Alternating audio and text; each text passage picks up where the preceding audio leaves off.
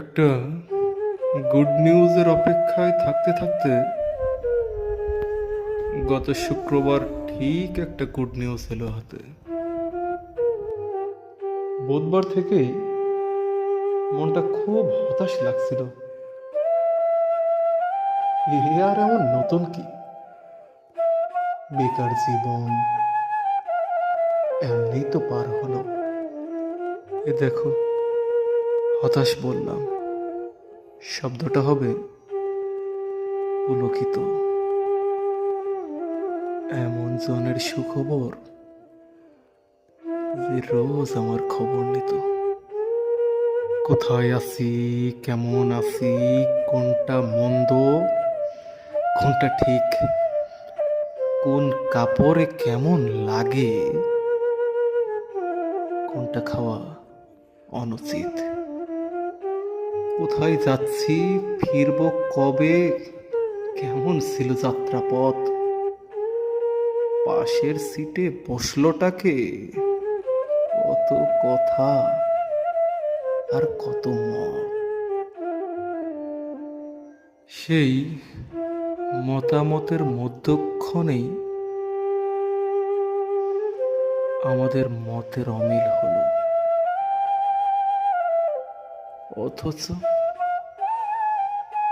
অথচ একটা গুড নিউজের সঞ্চয় নিয়ে আমাদের কত স্বপ্ন ছিল। দপি খোলার পাশের পুকুর, মরা গাছের উপর বসে আমি হিসাব মিলে রং তামাশার কঠিন কঠিন অঙ্ক কষে, দু চোখ আমার বলতে গিয়েও আটকে নিল কথাগুলি। এক পয়সার ভালোবাসা কোন বিবেকে স্বর্গে তুলি।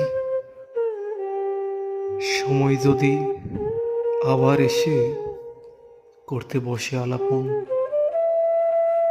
তাহলে কি হতাশাকে সঙ্গে আনার প্রয়োজন? দেখো, আবার বললাম হতাশা, শব্দটা হবে অনুযোগ। আক্ষেপ, বিষাদ সব কিছুই আমার প্রতি, আমার শুধু প্রলাপ শোক। প্রিয়তমা, তোমার গুড নিউজের সাথে আমাকে আর জড়িও না।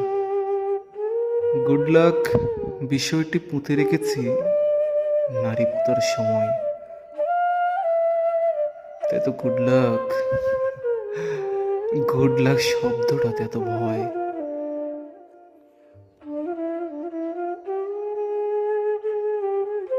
মেরুদণ্ড যেদিন সোজা হবে, দাঁড়াবো যেদিন মাটির ওপর, আমার চিৎকারে মরুভূমি হবে উন্নত মহানগর। আমাদের উল্লাসে কানে হাত দেবে প্রখর ঝর্ণার ধারা, উচ্ছ্বাসে আহ্লাদে সেই স্বপ্নের পথে স্বাগতম দিবে তারা।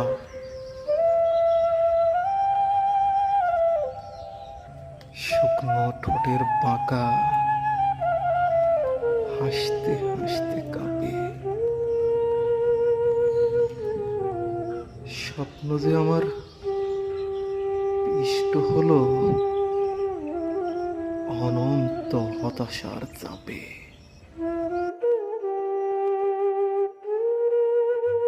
দিন যায়, মাস যায়,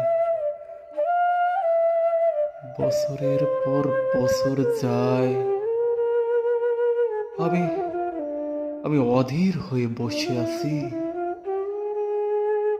একটা গুড নিউজের অপেক্ষায়।